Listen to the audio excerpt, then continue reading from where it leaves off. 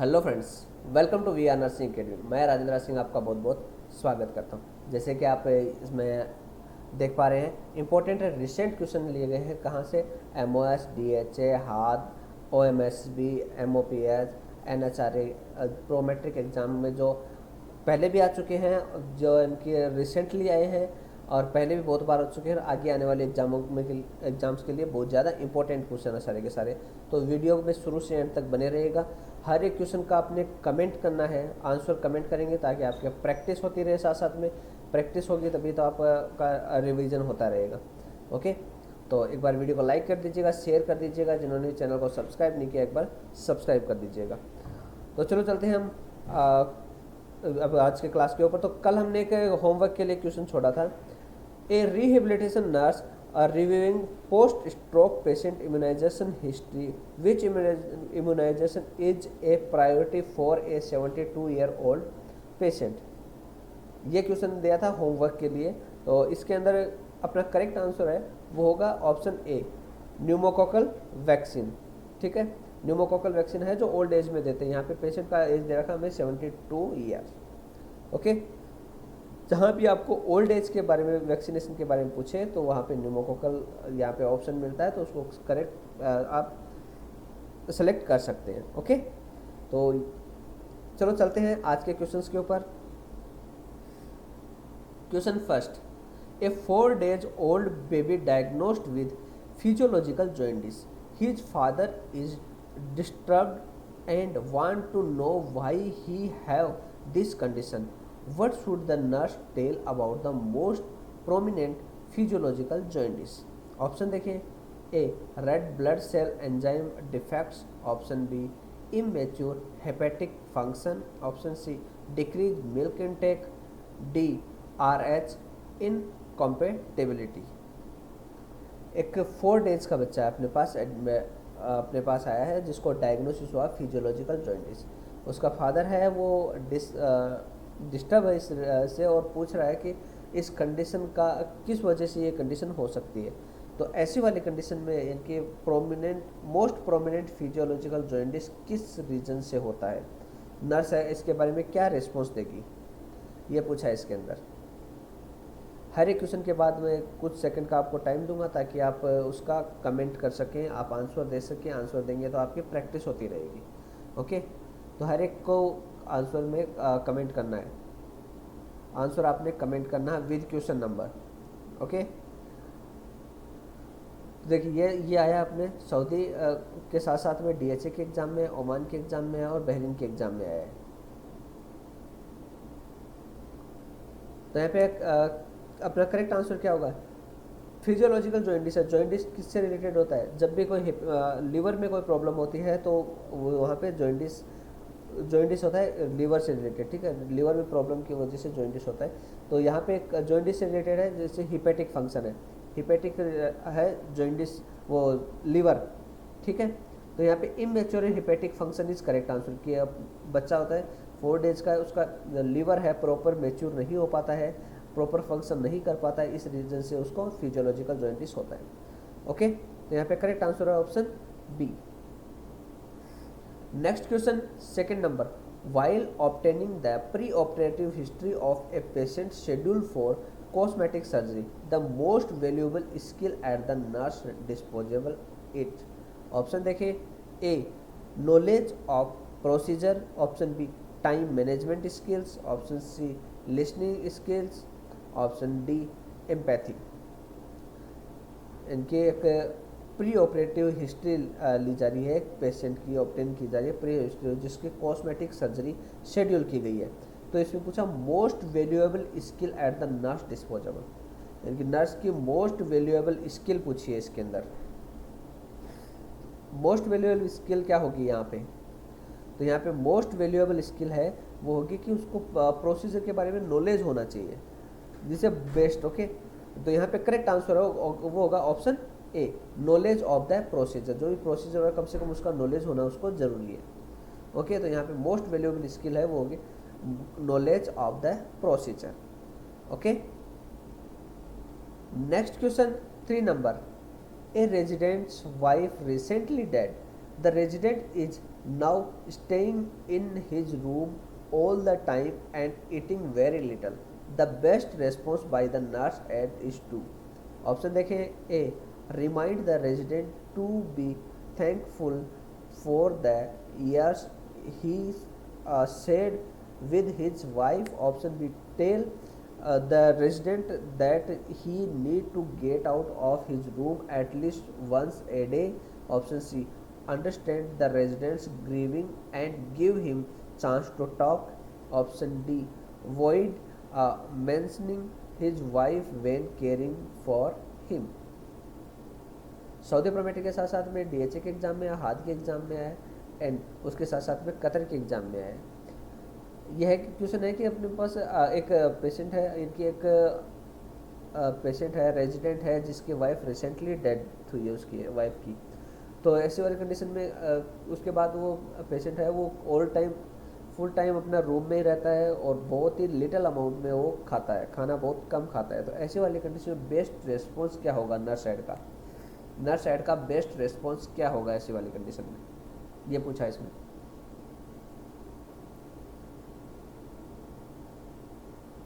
Nurse add का best response क्या होगा ऐसी वाली कंडीशन में? देखिए, ऐसी वाली कंडीशन में नर्स का बेस्ट रेस्पॉन्स है understand the residents is grieving and give him chance to talk. यहाँ पे करेक्ट आंसर है वो होगा अपना C. Okay, understand the residents is grieving and give him chance to talk. Okay, next question 4 number. A community nurse interviews an 87-year-old patient diagnosed with early Alzheimer's disease. Because the patient provide conflicts information, the nurse compares subjective and objective data to find a possible reason for the conflicting data. This process of assessment is called, option देखें, A, analytic and interpretation, option B, subjective observation, option C, mental assessment, D, data verification.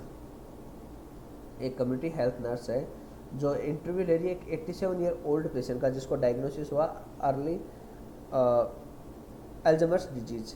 ठीक है, because of the patient providing conflict information the nurse compare, यानी कि patient ने conflict information provide की है जिसकी वजह से नर्स है कंपेयर कर रही है सब्जेक्टिव और ऑब्जेक्टिव डाटा में। ठीक है, to find a possible reason for conflict data, यानी कि जो कन्फ्लिक्टिंग डाटा है उसके पॉसिबल उसका क्या रीज़न है, उसकी पॉसिबिलिटी को देखने के लिए वो कंपेयर कर रही है सब्जेक्टिव और ऑब्जेक्टिव डाटा के अंदर। तो इसमें पूछा ये असेसमेंट है, प्रोसेस ऑफ असेसमेंट क्या कहलाएगा, इस प्रोसेस को क्या बोलेंगे हम? This process is assessment is called, assessment के इस प्रोसेस को क्या कहेंगे? सऊदी प्रोमेट्री के साथ साथ में ओमान के एग्ज़ाम में आया, कतर के एग्ज़ाम में और बहरीन के एग्ज़ाम में आया। बताइए।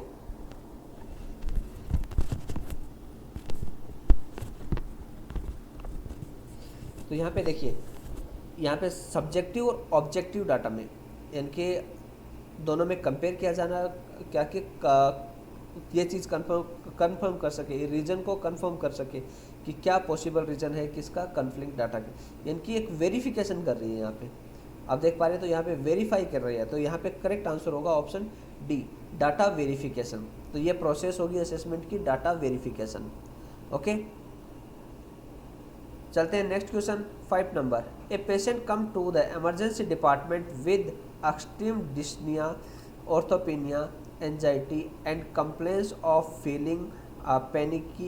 The patient is coughing up white frothy sputum and is cyanotic with profuse perspiration, inspiratory and expiratory wheezing and bubbling sound are auscultated. The patient is diagnosed with acute pulmonary edema. What should the nurse do first?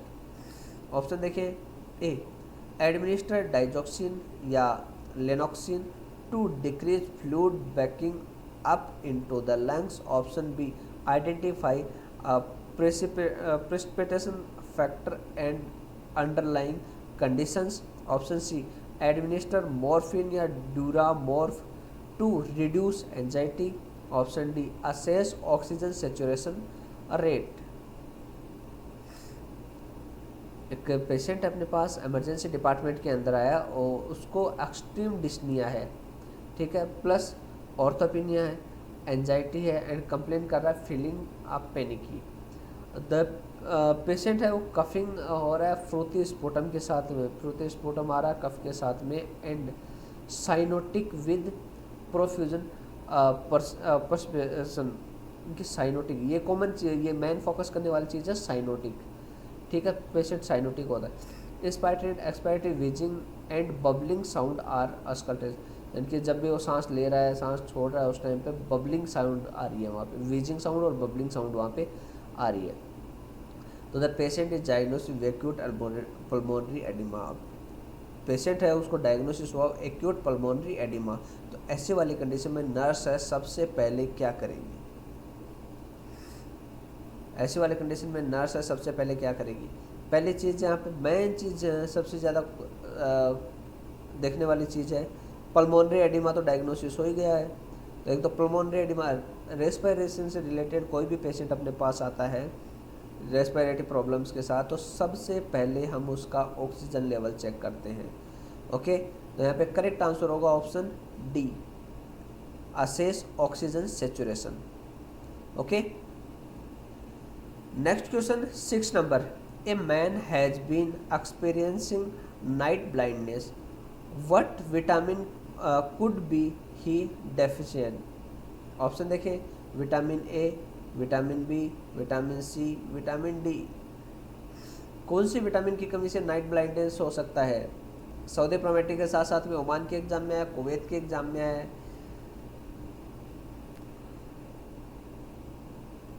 Oman और Kuwait Saudi Prometric के exam में आया मई month में। बताइए night blindness किस vitamin की कमी से हो जाता है? Which vitamin deficiencies cause the night blindness? Vitamin A, vitamin ए की कमी से नाइट ब्लाइंडनेस होता है, ठीक है। आपका correct answer is option A, vitamin A. Next question 7 number, palpation, there is guarding and rebound tenderness, further investigation reveals a small stone which is trapped in the common bile duct. On admission, blood pressure is 148/80 mm of Hg, heart rate 90 per minute, respiratory rate 21, temperature 36.3. Which additional clinical finding is most likely? Option देखें, A light amber coloured urine, option B clubbing of the fingers, option C yellowing of the sclera, option D dark and tarry stools. एक patient है जिसको palpation के द्वारा हमें पता चलता है कि रीबाउंड टेंडरनेस है एंड फर्दर इन्वेस्टिगेशन में पता चलता है कि उसको स्मॉल स्टोन है, कहाँ पे? कॉमन बाइल डक्ट के अंदर। उसके वाइटल साइन असेसमेंट किए गए हैं, तो एडमिशन के टाइम पे उसके वाइटल साइन BP 148/80 है, हार्ट रेट 90 है, रेस्पिरेशन 21 है एंड टेम्परेचर इज 36.3। तो इसमें पूछा कि कौन सा एडिशनल फाइंडिंग हमें मोस्ट लाइकली यहाँ पे देखने को मिलेगा? कौन सी एडिशनल फाइंडिंग हमें देखने को मिलेगी? सऊदी प्रोमेट्री के साथ साथ में ओमान के एग्ज़ाम में आया, कतर के एग्ज़ाम में आया। अब अपने वीडियोज़ में पहले आ चुका है ये, क्योंकि बहुत बार पूछा जा रहा है ये।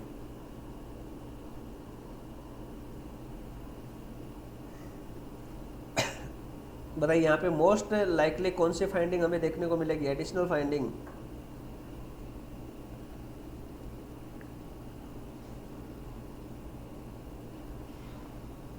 कौन सी एडिशनल फाइंडिंग हमें देखने को मिलेगी?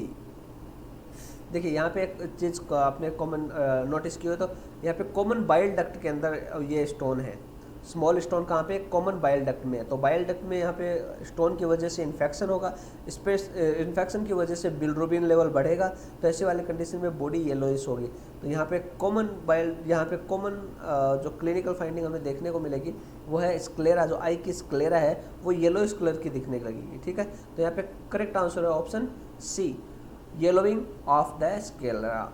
स्क्लेरा यहाँ पे येलो कलर की यहाँ पे दिखेगी। Okay, next question 8 number. A 22-year-old man present to the mental health clinic with a low mood, a general loss of interest in activities and inability to experience pleasure. He admitted to suicide through an extreme lack of energy. He was prescribed a selective serotonin reuptake inhibitor to be taken daily. 1 month later, he presented to the clinic and report feeling more energetic, but still has low mood. What is the patient level of risk committing suicide at this time? Option देखें, A none, option B low, option C medium, option D high. 22-year-old patient अपने पास mental health clinic के अंदर आया अपने पास, जिसको लो mood है और generalise loss of intention and activity and inability to experiencing pleasure, यानी कि कुछ नहीं है, वो सैडनेस होता है, ऐसा कुछ है, ठीक है। वो सुसाइड अटेम्प्ट कर चुका है एंड उसको एक्सट्रीम लैक ऑफ एनर्जी है। उसको इसको प्रिस्क्राइब किया गया है क्या, सेलेक्टिव सीरोटोनिन रिuptake इनहिबिटर, उसको डेली लेने के लिए प्रिस्क्राइब किया गया। 1 महीने के बाद पेशेंट फिर से अपने पास क्लिनिक के अंदर आता है, वो बोलता है कि वो इनकी मोर एनर्जेटिक फील करता है, लेकिन अभी भी उसको लो मूड्स है, ठीक है। तो ऐसी वाली कंडीशन में ये पूछा कि what is the patient level of risk committed of suicide, इनकी सुसाइड कमिट करने की रिस्क इस टाइम पे कैसी रहेगी, क्या किस लेवल पे रहेगी, ये पूछा है इसमें।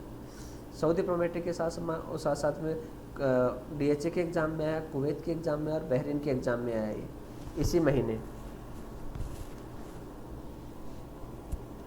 तो अब यहाँ पे एक चीज़ नोटिस करेंगे, देखो उसका एनर्जी, पहले एनर्जी नहीं थी, सुसाइड करने की कोशिश की लेकिन एनर्जी नहीं थी, लो मूड था, लेकिन अब आप चीज़ चेक करेंगे वो मोर एनर्जेटिक फील कर रहा है बट स्टिल लो मूड है, यानी कि वो सुसाइड कमिट कर सकता है। तो यहाँ पे एनर्जी भी है, तो अब तो सुसाइड ज़्यादा से ज़्यादा, यानी कि ऐसी वाली कंडीशन में रिस्क बहुत ज़्यादा रहेगी।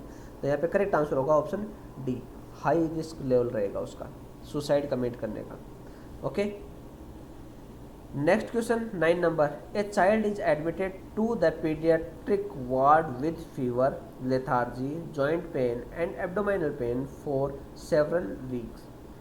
The patient has a history of a recurrent respiratory and ear infection. Physical findings include widespread ecchymosis, generalized lymph adenopathy, and hepatosplenomegaly and pallor. Lab work shows a low hemoglobin level, low RBC counts, low hematocrit, and low platelets. The nurse would expect the bone marrow stain to show a, option देखिए, A low number of lymphoblast and large number of lymphocytes, option B large number of lymphoblast and low number of lymphocytes, option C large number of lymphoblasts and lymphocytes, option D low number of lymphocytes and lymphoblasts। एक बच्चा अपने पास admit है paediatric ward के अंदर, जिसको fever है, वो लिथार्जी है, जॉइंट पेन है, एब्डोमिनल पेन है कुछ वीक से, ठीक है। पेशेंट है, उसकी हिस्ट्री है recurrent respiratory and ear infection. Physical finding include है widespread ecchymosis, generalised lymphadenopathy and hepatosplenomegaly and pallor. Lab investigation में पता चला है कि उसको लो हीमोग्लोबिन लेवल है, लो आरबीसी काउंट्स है and low haematocrit and low platelets हैं। तो ऐसी वाली कंडीशन में बोन मेरो स्टेंट के अंदर हम क्या एक्सपेक्ट कर सकते हैं, ये पूछा है इसमें। ऐसी वाली कंडीशन में बोन मेरो के अंदर क्या एक्सपेक्ट कर सकते हैं हम।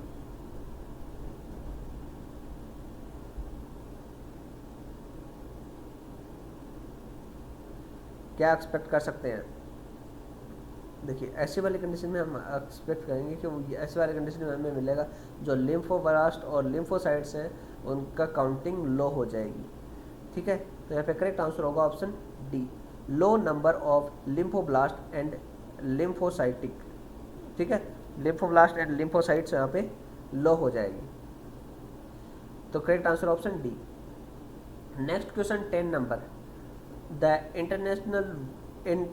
इंटेंशनल वुंड इज, यानी कि इंटेंशनल वुंड क्या होता है। ऑप्शन देखें, A the tissue is traumatised without a break in the skin. Option B the mucous membrane और skin surface is broken. Option C occur during therapy. Option D occur accidentally. Intentional wound का क्या किसे कहेंगे हम, intentional wound क्या होगा, ये पूछा है इसमें। इंटेंशनल वुंड क्या होता है? सऊदी प्रोमेटिक के साथ साथ में डीएचए में पूछा गया है, हार्ट के एग्जाम में आया है और ओमान के एग्जाम में आया है। इंटेंशनल वुंड क्या होता है?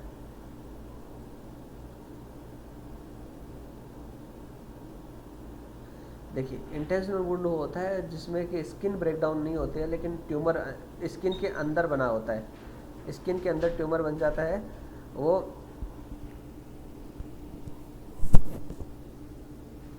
स्किन के अंदर ट्यूमर बन जाता है। ठीक है, तो वो उसको कहते हैं intentional wound.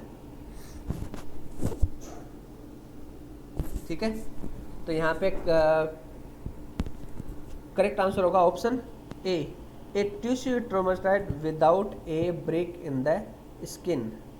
Okay, correct answer is option A. Next question 11 number, a nurse is assigned to care for a patient with a ileostomy. The nurse would expect the ostomy discharge to be. Option देखें, A fluid mushy, option B mushy, option C liquid, option D solid. एक nurse है, assess कर रही है, एक care कर रही है, एक केयर करने के लिए असाइन किया गया एक पेशेंट को, इलियोस्टोमी पेशेंट है, तो क्या एक्सपेक्ट करेगी कि ओस्टोमी में कैसा डिस्चार्ज वहाँ पे देखने को हमें मिलेगा। इलियोस्टोमी में कैसा डिस्चार्ज हमें ओस्टोमी में देखने को मिलेगा, ये पूछा है इसके अंदर। सऊदी प्रोमेटिक के साथ साथ में हाथ के एग्जाम में, ओमान के एग्जाम में और कतर के एग्जाम में आया है।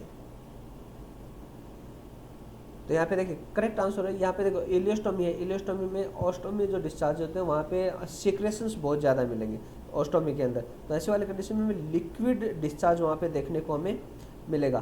तो यहाँ पे करेक्ट आंसर होगा ऑप्शन सी लिक्विड। ओके,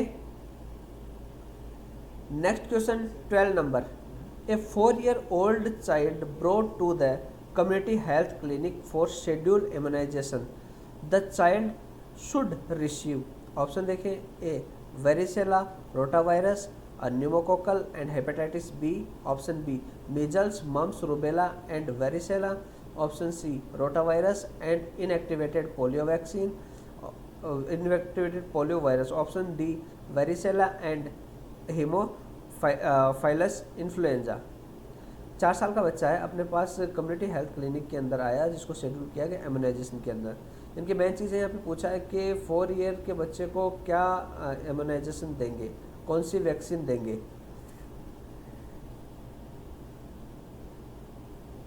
ठीक है, तो 4 साल के बच्चे को कौन सी वैक्सीन हम देंगे, ये पूछा है इसमें। तो आपने इम्यूनाइजेशन शेड्यूल के ऊपर मैंने पूरा क्लास लिया था, उसमें आपने देखा हो तो 4 ईयर पे मैंने बताया था। 4 ईयर पे देते हैं हम MMR प्लस वेरिसेला, जिनकी measles, mumps, rubella and varicella vaccine यहाँ पे 4 ईयर पे हम देते हैं। तो यहाँ पे करेक्ट आंसर होगा option B.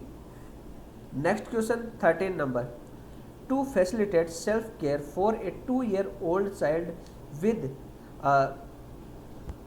स्पेक्टिक cerebral palsy, the nurse should recommended. Option देखिए, A obtaining eating utensils that have large handles. Option B replacing zipper on clothing with metal snaps. Option C purchasing shoes that have an open heel area. Option D placing straws into beverage containers। एक 2 year का बच्चा है, self care कर रहा है वो, ऐसे ऐसे वाले कंडीशन वो विद उसको क्या है क्या है स्पेस्टिक सेरेब्रल पाल्सी है। तो ऐसे वाले कंडीशन में उसको नर्स क्या रिकमेंड करेगी? स्पेस्टिक सेरेब्रल पाल्सी वाला बच्चा 2 ईयर ओल्ड है, सेल्फ केयर करता है, तो ऐसे वाले बच्चे के लिए नर्स क्या रिकमेंड करेगी? सऊदी प्रोमेट्री के साथ साथ में ओमान के एग्जाम में आया, कतर के एग्जाम में और बहरीन के एग्जाम में आया है। तो क्या रिकमेंड करेगी? वो रिकमेंड करेगी कि जो भी वो शू खरीद परचेज करे वो ओपन हील वाले होने चाहिए। तो यहाँ पे करेक्ट आंसर होगा option C, purchasing shoes that have an open heel areas. Okay, यहाँ पे करेक्ट आंसर होगा option C. Next question 14 number, which of the following is not true about preparing medications. Option देखिए, A prepare medication under well lighten area. Option B do not use medication with a missing label. Option C check the label of drug 2 times. Option D work alone without interruption। यानी कि इसमें पूछा कि medicine prepare करने से यानी कि medicine prepare करने के लिए कौन सा सेंटेंस करेक्ट नहीं है? नॉट ट्रू, सही नहीं है मेडिसिन प्रिपेयर करने। ये क्वेश्चन बहुत बार पूछा जाता है, बहुत से बच्चे इसको गलत करके आते हैं, इसको केयरफुली देखना, ठीक है। बहुत बच्चे मेरे वीडियो में भी आई थिंक मैंने 2 बार बता दिया है पहले भी, या आई थिंक तीसरी बार आया है, क्योंकि ये बार बार पूछा जा रहा है और मैक्सिमम बच्चे इसको गलत करके आ रहे हैं, ठीक है। तो यहाँ पे देखिए मेडिसिन प्रिपेयर करने से रिलेटेड नहीं है, कौन सा सेंटेंस है जो मेडिसिन प्रिपेयर करने से ट्रू नहीं है? तो वो होगा कि check the label of the drug 2 time, because we are minimum we will check the level 3 times, ठीक है। मेडिसिन का जब भी लेवल चेक करते हैं मिनिमम 3 टाइम चेक करते हैं, ना कि 2 टाइम। यहाँ पे ये सेंटेंस है गलत है यहाँ पे, ठीक है। Check the level of drug 2 times, ये है ट्रू नहीं है, क्योंकि हम मिनिमम 3 टाइम्स चेक करते हैं। क्लियर?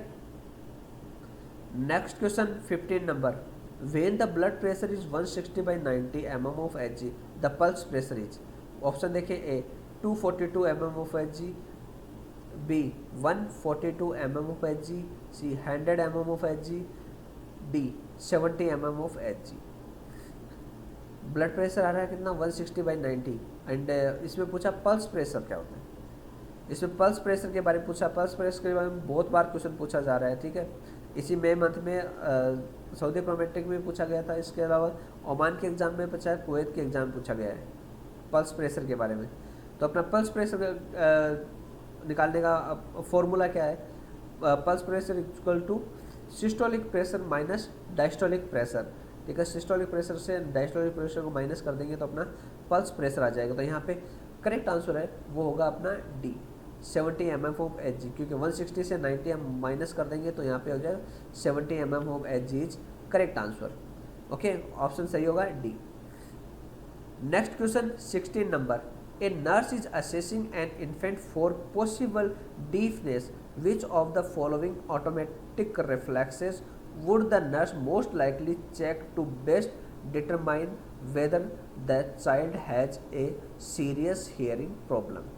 ऑप्शन देखिए, A vertical suspension, option B blinking, option C Perez, option D Moro. एक नर्स है, इन्फेंट को असेस कर रही है, उसको पॉसिबल डीफनेस के लिए असेस कर रही है। तो इसमें पूछा which of the following automatic reflexes would be most likely check to the best determine, क्योंकि कौन सा ऑटोमेटिक रिफ्लेक्शन है वो मोस्ट लाइकली चेक करेगी नर्स, जो कि बेस्ट डिटरमाइन करेगी to child to serious hearing problem है कि नहीं है उसको। तो यहाँ पे ये सऊदी प्रोमेट्री के साथ साथ में ओमान के एग्जाम में आया, कतर के एग्जाम में आया है। बताइए कौन सा ऑटोमेटिक रिफ्लेक्शन वो चेक करेगी, मोस्ट लाइकली कौन सा ऑटोमेटिक रिफ्लेक्शन यहाँ पे चेक करेगी, यहाँ पे चेक करेगी मोरो। ऑप्शन करेक्ट होगा यहाँ पे डी, मोरो। मोरो रिफ्लेक्स वो होता है कि लाइक बच्चे को अचानक से बच्चा गिरने जैसा फील होता है, हल्का सा उसको गोद में लेके हल्का सा उछालेंगे तो वो ऐसा वो फील करेगा कि पूरे हाथ और पैर दोनों फैला देगा, ठीक है, वो ऐसा फील करेगा, गिरने जैसा फील करेगा, ठीक है। तो यहाँ पे करेक्ट आंसर होगा option D, Moro. Next question 17 number, which of the following action is the first priority of care for a client exhibiting sign and symptom of coronary artery disease. Option देखें, A educate the client about his symptoms, option B administer sublingual nitroglycerin, option C enhance myocardial oxygenation, option D decrease anxiety. इसमें पूछा है कि इसमें से कौन सी action first priority होगी, care of the client exhibiting sign and symptom of coronary artery disease. Coronary artery वाला डिजीज वाला पेशेंट है, उसके जिसको साइन एंड सिम्टम्स एक्सिबिट हो रहे हैं, एंड कौन से इसमें पूछा कौन सी एक्शन है जिसको प्रायोरिटी हम देंगे। मैंने पूछा कि कोरोनरी आर्टरी डिजीज के साइन सिम्टम आने वाले पेशेंट आ रहे हैं, तो ऐसे वाले कंडीशन में मेन प्रायोरिटी क्या रहेगी, सबसे पहले हम क्या करेंगे, ये पूछा इसमें। कोरोनरी आर्टरी डिजीज वाले पेशेंट में सबसे पहले हम क्या करेंगे, what priority, first priority. Saudi Prometric के साथ साथ में डीएचए के एग्जाम में, ओमान के एग्जाम में आया एंड कतर के एग्जाम में आया है। तो देखिए यहाँ पे कोरोनरी आर्टरी डिजीज वाला पेशेंट है, तो यहाँ पे करेक्ट आंसर होगा अपना इनहांस मायोकार्डियल ऑक्सीजनेशन, ठीक है, इनहांस करेंगे मायोकार्डियल ऑक्सीजनेशन को। यहाँ पे करेक्ट आंसर है वो होगा अपना option C, okay. Next question 18 number, a 3-year-old child is seen at the paediatrician's office, the parents ask the child has had vomiting and diarrhoea for the past 15 hours. The child is lethargic with the following vital signs: temperature 37.2, heart rate is 145, respiration is 25, blood pressure level is 95 to 55. Which of the vital sign is abnormal? यहाँ पे temperature में फ़ोरनेट में 109 है यहाँ पे, okay, 109.0 फ़ोरनेट है, okay, ये 0 की जगह 9 लग गया बीच में, okay, please don't mind, miss printing है। यहाँ पे ऑप्शन देखिए, blood pressure level, respiration rate, temperature और हार्ट रेट। क्या पूछा है इसमें, 3-year-old बच्चा है, अब पीडियाट्रिक ऑफिस के अंदर आया है, एंड उसके पेरेंट्स बता रहे हैं कि बच्चा है वो वोमिटिंग और डायरिया कर रहा है पास्ट 15 आवर से, पिछले 15 आवर से वो उसको डायरिया प्लस वोमिटिंग हो रहा है, और उसके वाइटल साइंस है टेम्परेचर 37.2 आ रहा है, हार्ट रेट 145 आ रहा है, रेस्पिरेशन 25, ब्लड प्रेशर 95.55 आ रहा है। तो कौन सा वाइटल साइन है वो अबनॉर्मल है इसमें से, ये पूछा है, कौन सा वाइटल साइन है जो अबनॉर्मल है 3 ईयर के पेशेंट। कॉमन देखिए मेन चीज़ 3 ईयर ओल्ड है, ना कि नियोनेट है, ना कि न्यू बॉर्न है, ओके। तो यहाँ पे आप देख पा रहे हो हार्ट रेट है 145 आ रहा है, ठीक है। तो यहाँ पे करेक्ट आंसर होगा ऑप्शन डी, हार्ट रेट है ये बहुत ज़्यादा आ रही है, इनकी अबनॉर्मल है। यहाँ पे करेक्ट आंसर होगा यहाँ पे heart rate D, okay. Next question 19 number, an elderly patient with a long history of diabetes mellitus come in for a routine checkup, which of the following nursing diagnosis would the nurse anticipate. Option देखें, A deficient fluid volume related to diarrhea and loss of fluid and electrolytes, option B risk for impaired skin integrity related to decrease sensation and circulation, option C risk for injury to decrease gastric mobility and stress response, option D excess fluid volume related to disease process. Elderly patient है अपने पास जिसको long history है किसके, diabetic mellitus की, वो अपने पास routine checkup के लिए क्लिनिक के अंदर आया है। तो इसमें पूछा है कि विच of the following nursing diagnosis would the nurse anticipate, कौन से नर्सिंग डायग्नोसिस को नर्स है एंटिसिपेट करेगी, ये पूछा है। सऊदी प्रोमेटिक के साथ साथ में हाथ के एग्जाम में, ओमान के एग्जाम में और कतर के एग्जाम में आया है। पिछले महीने कुवैत के एग्जाम में भी आया था ये। और आई थिंक पीछे एक बार अपने वीडियो में भी आ चुका है ये क्वेश्चन पहले वीडियो में भी आ चुका है। तो कौन सा नर्सिंग डायग्नोसिस है वो एंटिसिपेट करेगी ऐसे वाले कंडीशन। यहाँ पे देख नोटिस कर रहे हैं कि डायबिटिक मेलाइटिस की हिस्ट्री है, लॉन्ग हिस्ट्री है, आज का नहीं है, लॉन्ग हिस्ट्री है पेशेंट को डायबिटिक मेलाइटिस की। तो ऐसे वाली कंडीशन में उसकी screen integrity and sensation and circulation decrease देखने को हमें मिल सकता है, रिस्क रहेगी। ओके, तो यहाँ पे करेक्ट आंसर है option B, risk for impaired skin integrity related to decrease sensation and circulation. Circulation and sensitivity decrease होने की वजह से इंटीग्रिटी, स्किन इंटीग्रिटी इम्पेयर्ड हो सकती है, तो इसकी रिस्क रहेगी। ओके, तो correct answer option B. Next question 20 number, a patient who is receiving chemotherapy has a platelet count of 49,000, normal value है 1,50,000 टू 4 लाख।